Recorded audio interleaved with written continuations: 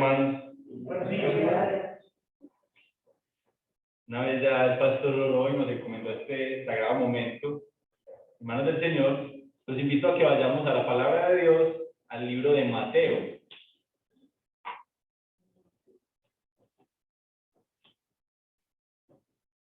Libro de Mateo, capítulo 14.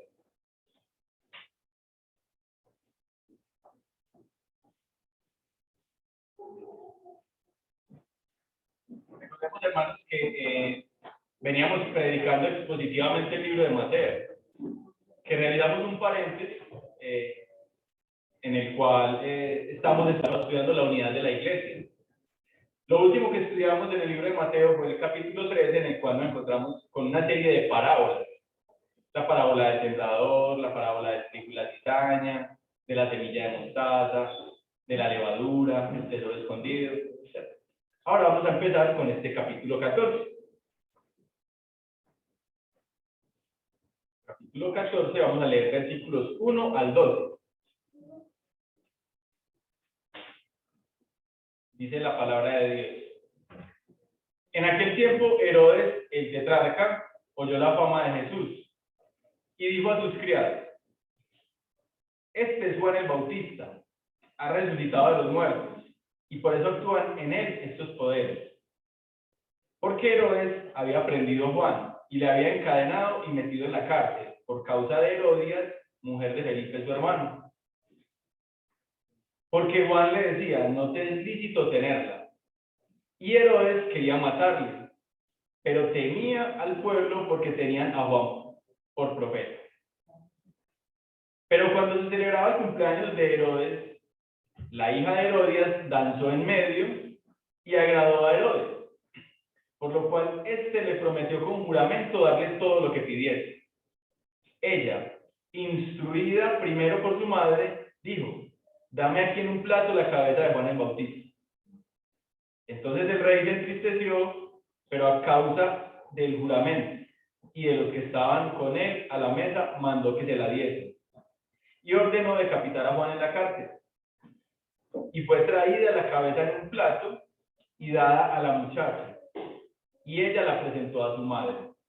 Entonces llegaron sus discípulos y tomaron el cuerpo y lo enterraron. Y fueron y dieron las nuevas a Jesús. Bueno, hermano. Título que le he dado la enseñanza de hoy: el pecado nos esclaviza, debemos oponernos a él. El pecado nos esclaviza, debemos oponernos a él. En el versículo 1 dice: en aquel tiempo Herodes el tetrarca oyó la fama de Jesús. Entonces vamos a contextualizarnos en esta parte. Entonces, oyó la fama de Jesús. Venimos diciendo que Jesús estaba dando una serie de predicaciones, de sermones, ¿cierto? Los cuales estaban teniendo mucha acogida, estaban acudiendo multitudes. Además, Jesús ya había dado muestras, había dado señales de milagros, y esto hacía que ganara popularidad en el pueblo judío.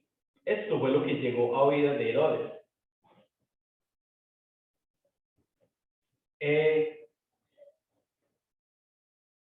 En el versículo 2, cuando Herodes dice que este es Juan el Bautista, ha resucitado de los muertos y por esto actúan en él esos poderes. Entonces, notemos algo ahí, hermanos. El texto que acabamos de leer narra la muerte de Juan, pero esa muerte no ocurre en el momento en que, o sea, no hay un orden cronológico, no se establece que la muerte haya sido así. La muerte fue con anterioridad, solo que no había sido narrada en el libro de Mateo. Eso lo podemos verificar con la misma versión que encontramos de ese texto en Lucas.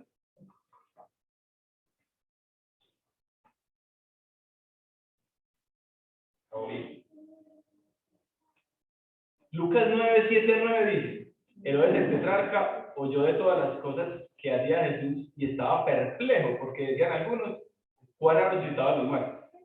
Otros: Elías ha aparecido, y otros: algún profeta de los antiguos ha resucitado. Todos estos refiriéndose a Jesús. Y Herodes dijo, a Juan yo lo hice decapitar. ¿Quién pues de quien oigo tales cosas? Entonces ahí entendemos que efectivamente la muerte de Juan ya había sido ejecutada, ya se había dado. Vamos a contextualizarnos un poco en esta situación, en este escenario que se iba dando. Entonces, cuando acá las escrituras hablan de Herodes el tetrarca, entonces Herodes en la Biblia encontramos varios, ¿cierto? Y el primer Herodes del que habla la Biblia es Herodes, conocido como Herodes el Grande, o Herodes I, que es el que encontramos precisamente en el libro de Mateo, capítulo 2, que manda a ejecutar a todos los niños menores de 2 años al oír de que había nacido el rey de los judíos. ¿Cierto?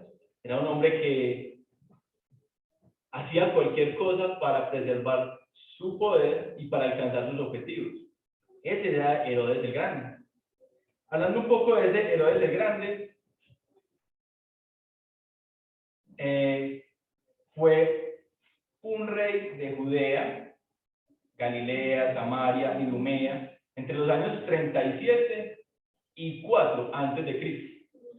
Entonces recordemos, hermanos, que el pueblo judío hacía parte del gran imperio romano. O sea, no era autónomo en cuanto a su administración, simplemente era, podemos decirlo hoy en día, una colonia del imperio romano. Entonces, el emperador era quien establecía en las regiones a una persona encargada de, hasta cierto punto, gobernar o administrar sus órdenes en esos territorios. Entonces, Herodes era un vasallo del imperio romano y gobernó durante los años que les acabo de mencionar. ¿Sí? Entre muchas cosas que hizo, pues hizo una gran cantidad de construcciones, ¿cierto? Pero como les digo, para llevar a cabo sus cometidos, hizo cosas macabras. Por ejemplo, Herodes mandó a asesinar a su primera esposa con el fin de casarse con otra mujer. ¿Sí? Entre otras cosas, también asesinó a 3 de sus hijos mayores, a un cuñado y a varias personas, ¿cierto? A muchas otras personas. Entonces era un hombre despiadado, era un hombre que hacía cualquier cosa para lograr sus objetivos. Entonces este es Herodes el Grande. Herodes el Grande estuvo casado con varias mujeres y tuvo varios hijos. Después de la muerte de Herodes el Grande, hacia el año 4 antes de Cristo, entonces el reino, lo que él gobernaba, fue repartido entre algunos de sus hijos y una tía. ¿Cierto? Entonces, ¿por qué el término, de dónde proviene el término tetrarca? Cuando hablan de Herodes el tetrarca, es un hijo de Herodes el Grande, ¿sí? Más conocido también como Herodes Antipas. Y la palabra tetrarca tiene que ver con que a la muerte de Herodes el Grande, su reino se dividió, y tetrarca es aquel que es encargado de gobernar sobre la cuarta parte de un reino, sobre la cuarta parte de algo.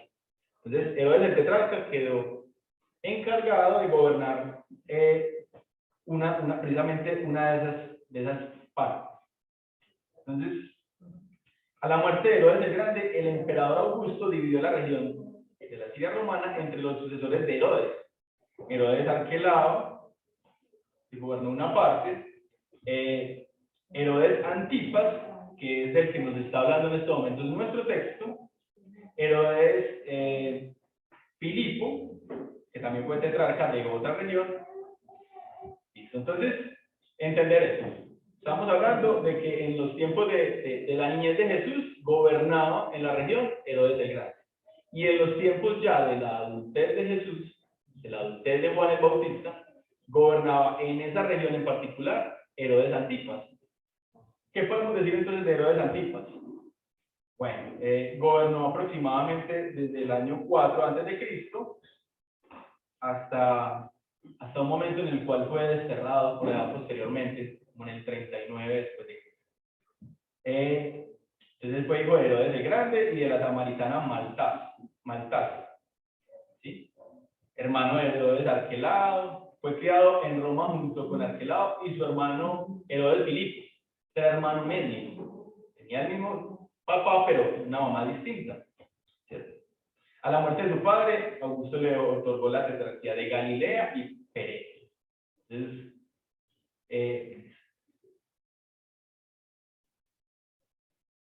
cosas muy escandalosas en la vida de Herodes Antipas, y precisamente están relacionadas con la muerte de Juan el Bautista. Herodes contrajo un escandaloso matrimonio con Herodías, esposa de su medio hermano, Herodes Filipo. Para poder casarse con ella, repudió a su esposa legítima. La esposa legítima de él era hija de Aretas IV, un rey nebateo, de un principado árabe. Era reino, ¿sí? Enfurecido, Aretas posteriormente atacó a Herodes y solamente la intervención del gobernador romano, Lucio Viterio, evitó la derrota completa. Entonces él estaba casado legítimamente con una princesa árabe. La repudió sin motivo para poder casarse con Herodías, esposa o mujer de su hermano medio. Estamos viendo el contexto en el cual se mueve toda esta situación. ¿Cierto? Muy bien. Herodías, estamos hablando acerca de los personajes que de alguna forma intervienen en este texto. Entonces, Herodías, la esposa, en primer lugar de Filipo, de Herodes Filipo, y en segundo lugar de Herodes Antipas, era hija de Aristóbulo IV. Y Aristóbulo IV era uno de los hijos mayores de Herodes el Grande. O sea, que Herodías era nieta de Herodes el Grande, sobrina de Herodes Filipo, su primer esposo, y de Herodes Antipas, su segundo esposo. ¿Sí? Bueno. Entonces estuvo casada con... Entonces miren, era nieta y nuera de Herodes el Grande. Según Josefo, Herodías, cuando hablo de Josefo, es Flavio Josefo, un historiador del primer siglo de nuestra época, de nuestra era. Él dice, Herodías confundió las leyes de nuestro país y se divorció de su esposo mientras él estaba vivo y se casó con Herodes Antipas. Desde la escritura y hasta la historia no se sabe con certeza el momento en el cual ella se separó, pero lo que sí se constata, y en lo cual coinciden los historiadores, los comentaristas, es que no fue legal, no fue lícita esa separación y que a la luz de la ley judía era un pecado total. ¿Sí? Bueno, la hija que aparece en el relato, la hija de Herodías, es una jovencita llamada Salomé. Salomé era hija de, obviamente, de Herodías y de Herodes Filipo. O sea que cuando ya estaban conviviendo Herodías con Herodes Antipas, Salomé venía siendo sobrina de Herodes, ¿cierto? Hija de su hermano, hija de Herodías. Bueno, entonces ahí se ilustra pues la situación, estos conflictos y estos problemas que se dan, en los cuales definitivamente a la luz judía se estaba pecando, se estaba cometiendo adulterio. ¿Sí? La ley era muy estricta en cuanto a las relaciones con parientes, con personas que tenían cierto grado de consanguinidad, y ahí se estaban violando todas esas leyes. Bueno. La historia contada aquí en la palabra narra la muerte. Bueno, entonces ya estamos pues como en el contexto, les indiqué, les caí en cuenta, bueno, esto que se narra a continuación, en los versículos 13 al 11, perdón, 3 al 11, no ocurre en ese momento, había ocurrido previamente, pero en el libro de Mateo aquí es donde se presenta. Entonces vamos a hablar de esto que ocurre aquí. Dice, entonces la historia contada en la palabra aquí narra la muerte de Juan el Bautista y todo lo que la rodeó. ¿Sí? Como dicen los versículos 3 y 4. Vamos a los versículos 3 y 4, dice, porque Herodes había prendido a Juan y la había encadenado y metido en no te es lícito tener. Entonces vemos pues que Juan fue puesto preso y encadenado por orden de Herodes, a solicitud ya en ese momento, mujer Herodías. ¿Sí? Juan constantemente le decía a Herodes que no era lícito estar con la mujer de su hermano. ¿Sí? Cada rato lo decía. Y Herodías cargaba cierto odio, cierto rencor hacia Juan y siempre buscaba la manera de estar en contra de él o de poner a Herodes en contra de él. Entonces ya estamos hablando acá de que hay un sentimiento y de que lo que sucede a continuación es premeditado, no es casualidad. ¿Sí? ¿Por qué decía Juan, o por qué le decía Juan a Herodes de que pues, esta relación era pecaminosa? Pues vamos a la palabra, donde en la ley judía, donde lo decía. Entonces en la ley judía, quieren vayamos en un momento, vamos a Levítico 18, podemos encontrar del 14 al 17, pero leamos en particular el 16.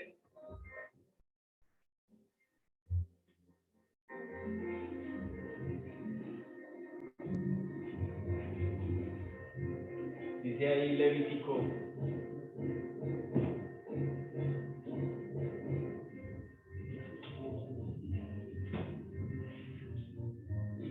18, dice, la desnudez de la mujer de tu hermano no descubrirás, es la desnudez de tu hermano. ¿Sí? Entonces, y si vemos los versículos anteriores y posteriores, habla de que se debe evitar a toda costa ver desnudo o acceder a la mujer que tenga cierto grado de consanguinidad con su familia. Levítico 20:21, ahí adelantico. Levítico 20:21. Dice, y el que tomare la mujer de su hermano comete inmundicia. La desnudez de su hermano descubrió. Entonces, la ley judía era pues enfática en esto. Además, no había motivos que avalaran el divorcio entre Herodías y Herodes Filipo. ¿Sí? Ella no quedó viuda, no fue por alguna de las causas que establecía la ley como causas causales de divorcio. Entonces, a la luz de la palabra, a la luz de la ley judía, de la tradición judía, esa relación era pecaminosa. Juan el Bautista no lo callaba, lo decía constantemente, y esto causó el repudio o el enojo por parte de Herodías.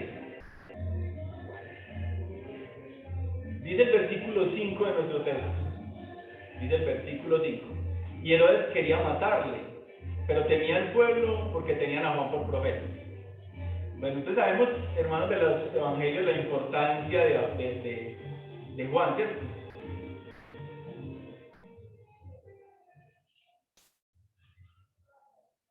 Antes de mencionar la importancia de Juan, Herodes quería matar a Juan el Bautista. ¿Por qué? Por esa incomodidad que le estaba generando al hacerle ver su pecado en la relación con Herodías, ¿cierto? Pero dice ahí la escritura que temía al pueblo, porque a Juan lo tenían por profeta. ¿Sí? ¿Qué importancia tuvo Juan en la historia, en nuestra historia, en la historia del cristianismo? Muchísimo. ¿Qué importancia encontramos de Juan en la Biblia? Muchísimo, ¿cierto? vemos que el mismo Señor Jesucristo, refiriéndose a Juan, en Mateo 11, de 9 al 11, le dice a los judíos, ¿pero qué salisteis a ver? ¿A un profeta? Si os digo que es más que un profeta. Sí, os digo, y más que un profeta. Más que profeta. Porque este es de quien está escrito, he aquí, yo envío mi mensajero delante de tu paz, el cual preparará tu camino delante de ti. Y en el versículo 11, Mateo 11, 9 al 11 dice, de cierto os digo, entre los que nacen de mujer no se ha levantado otro mayor que Juan el Bautista. Entonces, que Jesucristo, nuestro Señor, diga eso de Juan el Bautista, nos da a entender muchas cosas. Porque en la historia de la Biblia, grande fue Moisés, ¿cierto? Grande fue el rey David. Pero miren lo que dice el Señor Jesucristo.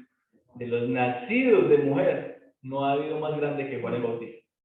¿Sí? El último profeta del Antiguo Testamento, ¿cierto? Y quien es el precursor de Jesucristo, el primo que el Señor estableció para que preparara el camino de nuestro Señor Jesucristo. Bueno, entonces, vemos pues ahí como en Herodes sí había esa intención, pero les cuento, hermanos, quizás no era más infundada por su esposa y era más por esa incomodidad que le causaba, porque otros pasajes nos dan a entender que Herodes escuchaba a Juan y le tenía respeto, pues lo tenía por un hombre justo. En Marcos 6:20 nos enteramos de que Herodes escuchaba a Juan y le tenía por recto y sagrado. Le incomodaba que le señalara su pecado, pero temía matarlo por las posibles protestas que eso podía causar en el pueblo. Marcos 6:20 dice, porque Herodes temía a Juan, sabiendo que era varón justo y santo, y le guardaba a salvo. Lo tenía prisionero, pero lo tenía a salvo, ¿cierto? Y oyéndole, se quedaba muy perplejo, pero le escuchaba de buena gana. Entonces Herodes atendía a lo que Juan decía, ¿cierto? Atendía a lo que Juan decía, y sí, estaba incómodo con sus señalamientos, con que Juan le hiciese ver su pecado, pero conservaba la vida de Juan y además lo tenía en un buen concepto y respetaba la vida de Juan y respetaba su opinión hasta cierto punto. Pero bueno, vemos en los versículos 6 al 11 ya cómo se desencadena pues el acontecimiento de la muerte de Juan. Voy a leer nuevamente los versículos 6 al 11, dice, pero cuando se celebraba el cumpleaños de Herodes, la hija de Herodías danzó en medio y agradó a Herodes, por lo cual éste metió con juramento darle todo lo que pidiera. Ella, instruida primero por su madre, dijo, dame aquí en un plato la cabeza de Juan el Bautista. Entonces el rey se entristeció, pero a causa del juramento y de los que estaban con él en la mesa, mandó que se la diesen y ordenó decapitar a Juan en la cárcel. Entonces aquí miramos pues que Salomé, no dice exactamente el nombre de Salomé de las escrituras, dice la hija de Herodías, pero efectivamente, contrastando con la historia, se da uno cuenta que su nombre era Salomé. Instruida por su madre, danzó delante de Herodes y de sus invitados. Definitivamente, pues no fue, o no debe haber sido cualquier baile, debe haber sido pues un baile sensual. Salomé en ese momento era una adolescente. También contrastando con los historiadores, se puede pensar que la edad de Salomé iba más o menos por los 16, 17 años. ¿Sí? Quizás como hay ciertas posturas, hay ciertas variaciones entre algunos historiadores. Se le podría poner como edad mínima unos 12 o 13 años y como edad máxima unos 17 años. Era una joven, era una adolescente. ¿Sí? En la sociedad judía, donde se desarrollaron pues todos estos hechos, era inaceptable el baile de una mujer frente a un hombre o a hombres. Entonces esto de por sí era un acto que no estaba bien visto, que no se debía efectuar. Según la ley judía, Ni siquiera la madre más gentil debería haber permitido que una joven, que un adolescente bailara para hombres o bailara delante de hombres. El baile de Salomé, según Flavio Josefo, dice, debió sorprender grandemente a todos los presentes, porque en aquel tiempo se consideraban inmorales las mujeres que bailaban. ¿Sí? Debió ser sorprendente que alguien bailase delante de un grupo de invitados borrachos, sobre todo si era muy joven. Las implicaciones del contexto indican que fue un baile sensual instigado por su madre para obtener la aprobación del hombre. Eso es lo que encontramos en esta parte. El baile causó tal agrado, por decirlo decentemente, en Herodes, que delante de sus invitados, juró darle a Salomé lo que pidiese. Pero miren que esto ya estaba orquestado, hermanos. Herodías ya tenía ese rencor, ese dolor hacia Juan el Bautista, y todo esto había sido premeditado. Entonces, cuando el rey Herodes le pregunta a Salomé qué quería, ya tenía una respuesta para él, y era, dame la cabeza de Juan Bautista en un plato. Dame la cabeza de Juan Bautista en un plato. Dice ahí la palabra que Herodes se entristeció. Conociendo quizás el carácter de Herodes, no podríamos decir que entristeció, pues porque le daba pesar que muriera un inocente, que muriera Juan. Puede que sí, puede que no. Pero yo creo que hay analizando la palabra, lo que más confrontó a Herodes, lo que más lo puso en aprietos, fue que ya había prometido, ya había jurado delante de sus invitados darle lo que ella pidiese. Entonces, al haber sido apresurado en prometer o en jurar lo que ella pidiese y recibir esta respuesta, se vio confrontado y se vio ante una dificultad, ¿cierto? Y ahí quizás le pudo más el orgullo, porque él tenía el poder y la autoridad, y él podría simplemente argumentar que esto le iba a ocasionar problemas políticos, sociales, ¿cierto? Pero para no faltar a su palabra, accedió a esta petición y mandó a decapitar a Juan. Mandó a decapitar a Juan, y la cabeza de Juan fue presentada. Entonces, dice ahí la escritura que fue entregada a la joven, y que la joven fue y se la entregó a su madre. Bueno, a Herodes, a pesar de temer por las represalias del pueblo, le pudo más su orgullo, y el no quedar mal delante de sus invitados. Ordenó la decapitación de Juan en la cárcel, y fue traída la cabeza.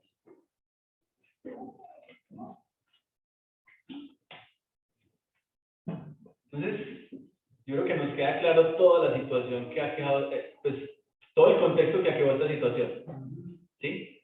De dónde provienen los personajes, qué relación hay entre ellos, ¿cierto? Y lo que desencadena la muerte de Juan. Definitivamente la muerte de Juan es consecuencia de una cadena de pecados, de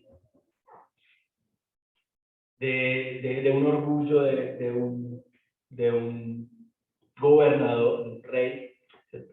De una ambición, de un deseo de venganza por parte de Herodías. Entonces, quiero que en estos momentos hablemos acerca del pecado que vemos en este texto. Y de que miremos ese pecado, pero que también lo evaluemos a hoy en día. Y lo miremos desde nuestra perspectiva, ¿sí? Entonces en este texto vemos que hay un pecado. Lo vemos desde la relación de Herodes con Herodías. Definitivamente es pecaminosa a la luz de la ley judía. Por donde se le mire, abarcaba varios pecados como la fornicación, el adulterio. Y esto en la palabra pues era escandaloso. Además por el cargo de Herodes. Bueno, es que Herodes era una autoridad judía. Era una autoridad judía. Precisamente el Imperio Romano nombraba a quien convenía, pero respetando hasta cierta parte la tradición religiosa y cultural de sus colonias. Entonces Herodes era una figura que estaba llamada a dar ejemplo, como lo son también nuestras autoridades hoy en día, ¿cierto? Entonces, era escandaloso por eso, porque Herodes tenía esa figura de autoridad y esto hacía más notorio cualquier pecado que rondase allí. Pero definitivamente, si Juan predicaba esto y señalaba este pecado a Herodes, es porque era aplicable a él, pero era aplicado a todo el pueblo judío, ¿sí? La ley es aplicable a nuestros gobernantes, a nuestras autoridades, y son llamados a cumplirlas como ejemplo. Esos son aplicables a todos nosotros y somos llamados a cumplirlas también. Entonces, si nos ponemos a ver, bueno, entonces las relaciones entre personas que tienen cierto grado de consanguinidad eran pecado. Y eran pecado en esa época, hermanos, y siguen siendo pecado hoy en día. Siguen siendo pecado hoy en día. Hace muchos años o hace años trabajaba en una empresa y conocí la historia de una compañera. Ella llevaba una vida algo desordenada. Y ya una vez entré más en conversa con ella y pude hablar, me di cuenta de que la vida familiar era una tragedia. Ella era hija de su mamá y del hermano de su mamá. O sea, que era hija del tío. Eran hermanos, y no eran hermanos medios, eran hermanos completamente de sangre, y ella era hija del fruto pues, de esa relación. Posteriormente, su madre se dejó con su hermano y estableció una relación con el hijo de su hermano, con su sobrino. Y de ahí nació la hermanita de mi compañera. Hermanita que tenía, entre otras cosas, problemas genéticos. Entonces, sí, entonces eso le traía problemas a nivel. O sea, la niña tenía unas dificultades de aprendizaje y de comportamiento, y todo eso era una tragedia. Entonces, eso es un caso extremo, y hoy en día se da, ¿cierto? Aunque nos parezca escandaloso, en muchas regiones es común, en sitios apartados de nuestra geografía se da muchísimo, ¿cierto? Es pecado. Pero no es menos pecado otras situaciones que vivimos en nuestro contexto. Estamos hablando de Herodes cometió fornicación, cometió adulterio. No vemos eso hoy en día en nuestra sociedad también. Quizás algunos de nosotros en nuestra vida, antes de ser creyentes o inclusive siéndolos, hemos pasado por alguna situación así. Y el hecho de que no haya sido tan escandaloso o de que no se haya dado a la luz pública no quiere decir que sea menos pecado. ¿Sí? El adulterio es pecado, la fornicación es pecado. Las relaciones prematrimoniales, para nosotros los creyentes, no se deben dar. Aunque la sociedad trata de imponernos, la cultura, ¿no? Es que cómo se va uno a casar con una persona con la cual no ha convivido, uno que va a saber si después no resulte buen marido, si las relaciones en la intimidad fracasen, ¿cómo se va uno a dar cuenta de eso? No, hermanos. La palabra es clara, el matrimonio es una institución sagrada, la instituyó nuestro Señor, la instituyó Dios, nos da ese ejemplo grande desde Génesis, y nosotros los cristianos, los creyentes, debemos estar llamados a respetar esa institución, ¿cierto? Debemos estar llamados a eso. Aquellas personas separadas, que no se han separado conforme a la palabra de Dios, para separarse de un matrimonio tiene que ser por los causales, que ya sabemos de otras enseñanzas que establece la palabra. Las personas separadas, si no legalizan, si no formalizan delante de Dios su situación y conviven con otras personas, están en pecado. Entonces, nos escandalizamos de pronto por el pecado ajeno, y en estos momentos con la palabra decimos, uy, el pecado de Herodes, el pecado de Herodías. Pero bueno, analicemos. ¿Sí? Si es nuestro caso, si es el caso de un hermano de la congregación, exhortemos, invitemos a ese hermano, a esa hermana, a que debemos no solamente escuchar la palabra de Dios, sino aplicarla, ¿cierto? Aplicarla. Entonces, en nuestro contexto, hermanos, también tenemos que mirar eso. Bueno, ahí hablaba pues del pecado que conllevaba esa relación. ¿Qué más pecados encontramos ahí en el texto? Encontramos el asesinato de Juan. El asesinato de Juan, ¿sí? Definitivamente pues ese plan macabro fue llevado a cabo por Herodías. Podríamos decir que ella es la autora intelectual del homicidio, ¿cierto? Llevándolo a palabras nuestras, a palabras de hoy en día. Pero hay muchas personas implicadas en ello. Definitivamente ella pues debió haber renunciado a su sed de venganza, a su odio, y no debió llevar a cabo este plan. Pero Herodes, quien tenía toda la autoridad y toda la autonomía para tomar una decisión, también debió negarse. Finalmente él fue quien dio la orden de que lo asesinaran. También pecó, ¿cierto? Él pecó fuertemente y pudo haberse negado, pudo haberse retractado de esta decisión, y no lo hizo. Salomé, sí, era una jovencita, era una adolescente, pero con toda seguridad que lo que hizo ya lo hizo con plena conciencia y ya lo había acordado con su madre.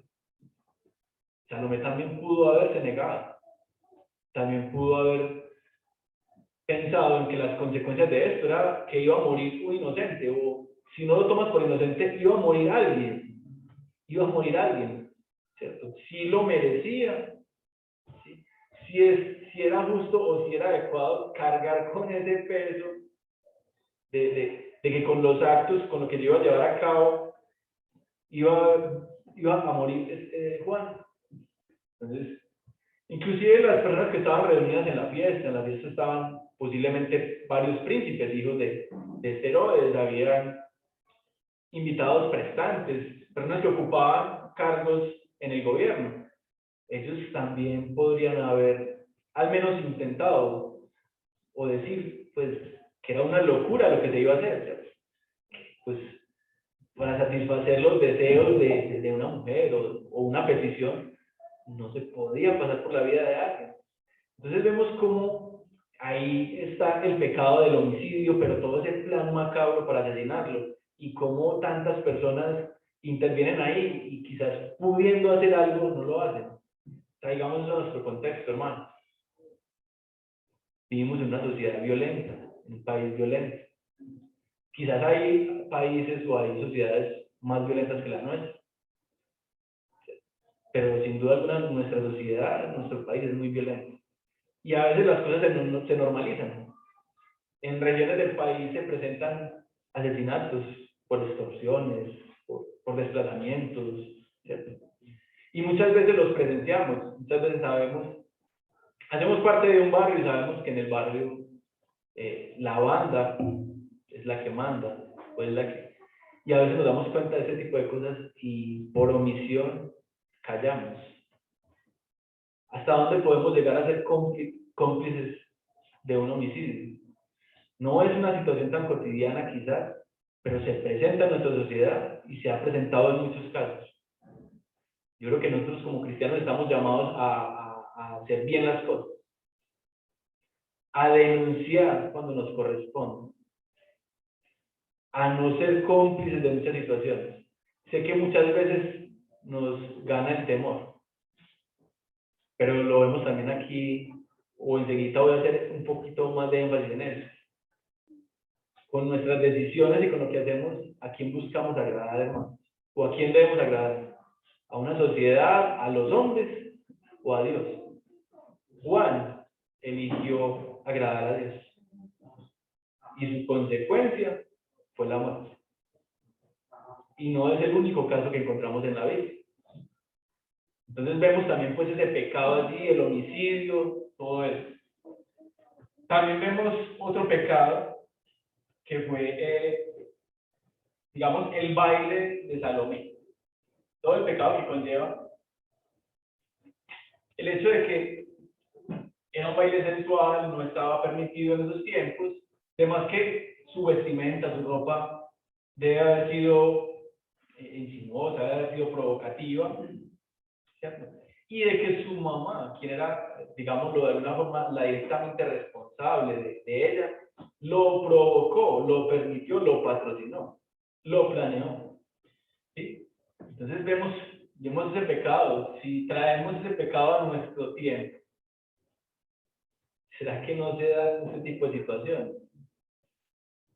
Como sociedad hemos ya aceptado, hablando del baile, bailes escandalosos, bailes provocativos, ¿sí?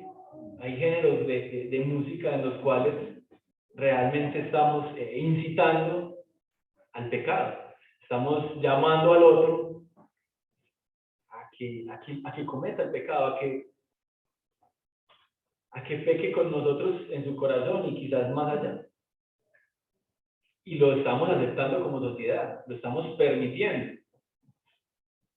Nosotros como cristianos sí deberíamos entrar en ese juego, o debemos tomar una postura diferente. Ojo, no estoy diciendo que bailar sea pecado, no estoy diciendo que no debamos bailar, o no estoy diciendo que debamos vestirnos exactamente de esta manera o de esta otra, pero con nuestra forma de bailar, de actuar, con nuestra forma de vestirnos, debemos buscar agradar a Dios y debemos buscar en ese sentido, marcar la diferencia con una sociedad que nos vende a través de la publicidad, de los medios, cosas que sabemos que no son adecuadas, ¿cierto? Vemos como en los medios de televisión para ofrecer cualquier producto sale una modelo casi desnuda, ¿cierto? O un hombre guapo con poca ropa, ¿cierto?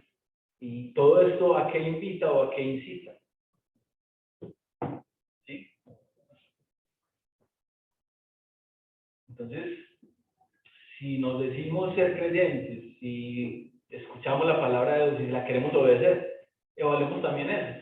Evaluemos este tipo de comportamientos en nosotros, en nuestros hijos, en nuestras familias, en las personas que adoptamos el cristianismo como un estilo de vida y que queremos agradar a Dios. ¿Sí? Seamos decorosos, seamos prudentes. No le demos ocasión al pecado. También ahí en el texto encontramos, digo yo, el pecado de Herodes en su orgullo. En su orgullo. Herodes es orgulloso, hace una promesa en un momento acalorado y después no es capaz de retractarse o de negarse para no quedar mal delante de sus invitados. Porque eso es lo que dice el texto, dice, se entristeció, pero a causa del juramento y de los que estaban con él en la mesa, mandó que se la diesen, mandó que le diesen la cabeza de Herodes. O sea que le pudo más no quedar mal delante de sus invitados que dar la orden para asesinar a un inocente. Manos, el orgullo. ¿Cuántas veces a nosotros nos pesa más el orgullo? ¿Cuántas veces dejamos de hablarnos con una persona porque tenemos la razón y no cedemos y nos dejamos de hablar meses, años quizás con algunas personas por nuestro orgullo?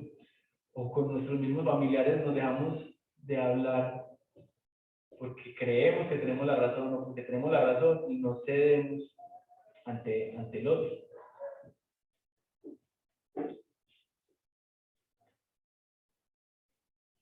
Definitivamente, acá nombré cuatro pecados, pero quizás hay muchos más. Y el asunto es ese. Miren que lo que sucede acá es una cadena de pecado y una consecuencia de una cadena de pecados y de unas acciones, ¿cierto? Nosotros como creyentes debemos tener una característica muy importante que es el arrepentimiento. ¿Qué es el arrepentimiento? El arrepentimiento lleva consigo un dolor por un mal causado, ¿cierto? Nosotros los creyentes nos debe causar dolor pecar ante un Dios tan bueno, tan misericordioso, tan grande, pero también debe acarrearnos la voluntad de no pecar más. ¿Sí? La voluntad de no pecar más. Por eso, hermanos, debemos pedir sabiduría a Dios y la guía del Espíritu Santo para que en las situaciones cotidianas podamos alejarnos del pecado. Hermanos, debemos ser radicales con el pecado. Eso suena como, ¿sí? Suena como duro. Vivimos en una sociedad en la cual precisamente se busca no radicalizar, ¿cierto? O se dice, no, es que debemos ser más flexibles, todos debemos aceptarnos, sí. Y no está mal en el hecho de que debamos aceptarnos como sociedad, debamos respetarnos, pero no podemos estar de acuerdo o no podemos patrocinar muchas veces situaciones pecaminosas. No debemos hacerlo. Y en ese sentido, tenemos que ser implacables con el pecado. Si permitimos un poco de pecado en nuestra vida, ese poco va a seguir ahí. O sea, ese poco se va a convertir luego en un mucho. Y siempre van a haber consecuencias, siempre van a haber consecuencias. Y no estoy hablando de consecuencias solamente en esta vida. Nosotros los cristianos debemos proyectarnos en la eternidad, ¿cierto?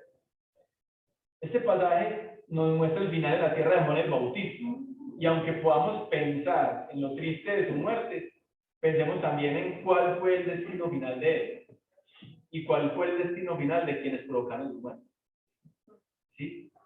Hermanos, Juan murió por oponerse al pecado de Herodes como autoridad judía debía cumplir con la palabra. Juan no se retractó, sino que siempre predicó la verdad de la palabra. ¿Cierto? Siempre se mantuvo firme ante eso. ¿Sí? Él estando preso podía haber establecido contacto con Herodes y decirle, no, se puede estar con Herodías. Pudo buscar beneficiarse, pero no. Él fue firme. ¿Y qué le causó esto? Como lo mencionaba ahorita, pues le trajo consigo la muerte. En la palabra nos da muchos ejemplos de esto. Tenemos, por ejemplo, el caso de Daniel, cuando fue enviado al pozo de los leones por adorar a Dios, ¿cierto? Y Dios preservó su vida. Pero miren que él era radical en contra el pecado. Él sabía que tenía que adorar a Dios y a nadie más. ¿Sí? Lo mismo sucedió con Sadrach, Mesach y Abednego, aquellos hombres también que fueron arrojados al horno de fuego por no adorar a un rey, a un hombre, ¿cierto? Y Dios los preservó. Pero también vimos casos entre los discípulos y entre los apóstoles en los cuales fueron muertos de manera terribles y violentas, pero hasta su último momento de vida profesaron su fe a Jesucristo, su confianza en Jesucristo y su amor a Dios y su obediencia a Él. Entonces nosotros tenemos que ser conscientes de que si nos oponemos al pecado, normalmente esto nos va a generar inconvenientes. Lo más bajito, lo más poquito que nos puede pasar es que nos traten de mojigatos, de santurrones, ¿cierto? Hablando en un contexto pues como el nuestro, en el cual quizás alguien cercano nos invite a hacer algo malo, nosotros sepamos que es malo y nos neguemos a hacerlo. Pero en muchos otros casos nos traerá inclusive más problemas. ¿Cierto? Hemos visto situaciones hipotéticas en las cuales uno tiene que elegir entre cometer un pecado para conservar un puesto de trabajo, para conservar una amistad, un favor. Entonces, ¿cuál debe ser nuestra postura, hermanos? Definitivamente nuestra postura con el pecado debe ser la de rechazarlo. ¿Sí? Debemos buscar el favor y debemos buscar agradar a Dios y no a los hombres. Si estas consecuencias que nos trae rechazar el pecado nos causan sufrimiento en esta vida, yo creo que tenemos que tener la tranquilidad de que nuestros galardones o los galardones que estamos buscando no son de esta tierra, no son de esta vida, no son de este mundo. ¿Sí? Nosotros como creyentes debemos apartarnos del pecado, privarnos en ocasiones de los placeres que nos ofrece la carne. Nuestra mirada está puesta en la eternidad. No debemos jugar con el pecado. Este nos destruye día a día. ¿Sí? Debemos ser radicales con él. Ahora, tenemos que ser muy conscientes de algo. Estamos diciendo, hay que rechazar el pecado, hay que rechazar el pecado, pero sabemos también que solos o en nuestras fuerzas nada podemos hacer. Entonces, debemos en primer lugar saber que nosotros por nuestra naturaleza siempre vamos a ser tentados y siempre vamos a ser llamados a hacer lo malo. Y que definitivamente debemos pedir y contar con la ayuda de Dios para sobreponernos y para vencer el pecado. Entonces, en primer lugar, debemos aceptar a Jesús como el Señor y el Salvador de nuestras vidas. Y debemos pedir que mediante su intercesión seamos dignos del Padre y oremos en justicia, alejándonos del pecado. ¿Sí? Yo creo que esa es la enseñanza y eso es lo que el Señor en este pasaje, que es una historia, nos quiere mostrar, nos mostró esta mañana. Cuando yo preparaba la aplicación, yo leía, bueno, Señor, ¿qué nos quieres mostrar acá? ¿O qué nos quieres decir acá? Y definitivamente, hermanos, esa historia es una historia plagada de pecado. Y yo creo que de ella podemos obtener o sacar muchas enseñanzas. ¿Sí? Entonces la invitación es a que si hay alguien aquí presente, hermano, que aún no ha recibido a Jesús como el Señor y Salvador de su vida, lo haga. Solo mediante Él podemos vencer el pecado y podemos alcanzar los favores de su gracia. Eso es definitivo. Bueno, hermanos, ya para finalizar, entonces quiero que hagamos una oración. Señor, gracias te damos en esta mañana por mostrarnos este texto, por mostrarnos esta porción de tu escritura. Gracias te damos porque, Señor, tu palabra es viva y eficaz. Sabemos, Señor, que tú tienes un propósito con todo aquello que quedó consignado en este sagrado libro. Queremos, Señor, que nosotros podamos ser no solamente oidores de tu palabra, sino también hacedores de tu palabra. Que cumplamos firmemente con lo que tú tienes estipulado en ella y que podamos, Señor, no solamente dar el testimonio adecuado, sino ante todo, Señor, obedecer. Señor, te pedimos que si en medio de nosotros hay alguna persona que no ha recibido a Cristo, Señor, que ese sea el momento para que tú realices la obra en su corazón. Ayúdalo, Señor, a aceptar, a recibir las bendiciones que provienen de lo alto. No estamos hablando de bendiciones materiales, sino de bendiciones espirituales. Estamos hablando de una vida eterna.